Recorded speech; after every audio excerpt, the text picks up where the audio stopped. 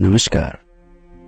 कहा जाता है कि इंग्लैंड में किसी भी स्कूली बच्चे को भारत के संदर्भ में इन 3 विषयों के बारे में जरूर बताया जाता है। पहला, काल कोठरी, जिसे दी ब्लैक होल ट्रेजेडी के नाम से भी जाना जाता है। दूसरा, प्लासी की लड़ाई। और तीसरा, 1857 की महान क्रांति। दरअसल 1707 में औरंगजेब की मौत के बाद से ही मुगल साम्राज्य का पतन तेजी से शुरू हो गया था और बंगाल तकनीकी रूप से मुगल साम्राज्य का हिस्सा होते हुए भी एक तरह से आजाद प्रांत बन गया था। सूबेदार अलवर्दी खान के समय बंगाल अपनी वास्तविक समृद्धि के शिखर पर था। तब बंगाल को भारत का स्वर्ग कहा जाता था। साल 1756 बंगाल की गद्दी पर बैठता है सिराजुद्दौला, जिसके कृत्यों ने अंग्रेजों की भारत में सशक्त शासन व्यवस्था बना डाली।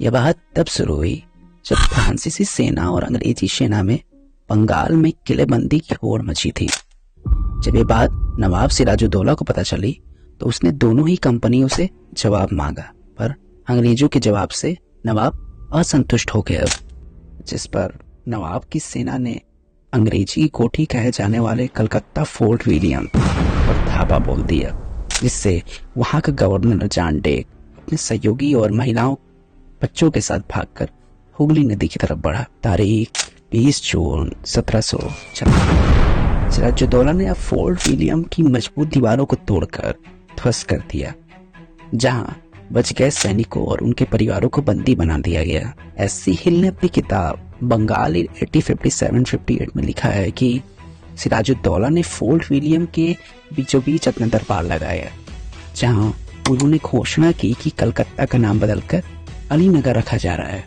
इसके बाद उन्होंने राजा मणिकचंद को किले का संरक्षण घोषित कर दिया और उन्होंने अंग्रेजों द्वारा बनाए गए गवर्नमेंट हाउस को गिराने का भी आदेश दे दिया। उन्होंने ऐसा कहा कि यह भवन राजकुमारों के रहने लायक है, न कि व्यापारियों के। थोड़ी देर बाद सिराजुद्दौला वहां से उड़ गए, एक घर में आराम करने के लिए चले गए।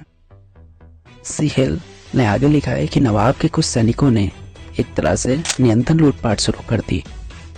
उन्होंने कुछ अंग्रेजों के साथ लूटपाट की, लेकिन किसी तरह की जायती बदसलूकी नहीं की। कुछ पुर्तगालियों को उन्होंने खुला छोड़ दिया और वो फोर्ट विलियम से बाहर निकल आए। कुछ घंटे बाद शराब के नशे में चूर और नवाब के सैनिकों से प्रतिरोध में एक अंग्रेजी सैनिक ने अंधाधुंध गोलियां चला दी, जिसमें नवाब का विश्वसनीय सैनिक मारा गया।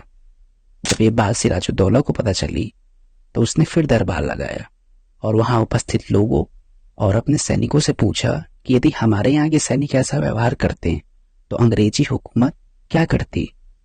तो लोगों ने उत्तर दिया कि वो हमें काल कोठरी में डाल देते हैं, तो इन्हें भी डाल दो।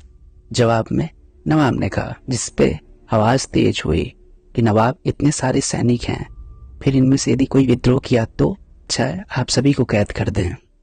नवाब ने यह बात मान ली और इतिहासकार हालवेल के अनुसार कुल 146 अंग्रेजों को बिना उनके पद और लिंग का लिहाज किए बिना 18 फीट गुणा 14 फीट की कोठरी में ठूस दिया गया, जिसमें सिर्फ 2 छोटी सी खिड़कियां थी। कोठरी सिर्फ 3 या 4 कैदियों को रखने लायक बनाई गई थी। आगे हालवेल लिखता है, यह साल की सबसे गर्म उमस भरी रात थी। ये सारे कैदी 21 जून की सुबह 6 बजे तक बिना खाए पिए, बिना किसी पानी और हवा के उस कोठरी में बंद रहे।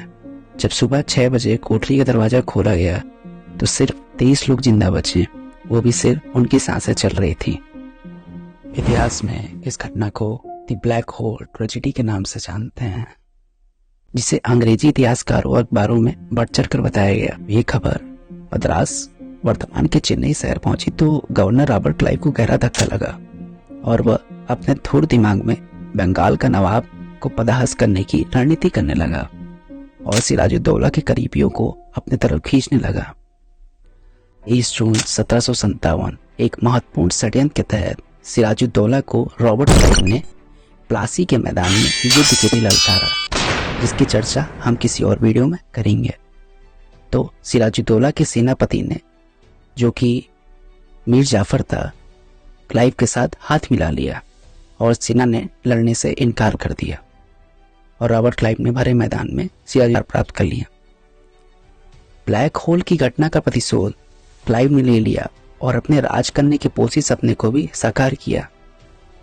इस घटना के बाद भारत में अंग्रेजों की स्थिति और मजबूत हो गई, जिसके उपरांत वह बक्सर का युद्ध भी आसानी से जीत गया और अंग्रेजी हुकूमत की पूरी तरह से भारत में नींव रख दी गई, जो लगभग 200 वर्षों तक रहा।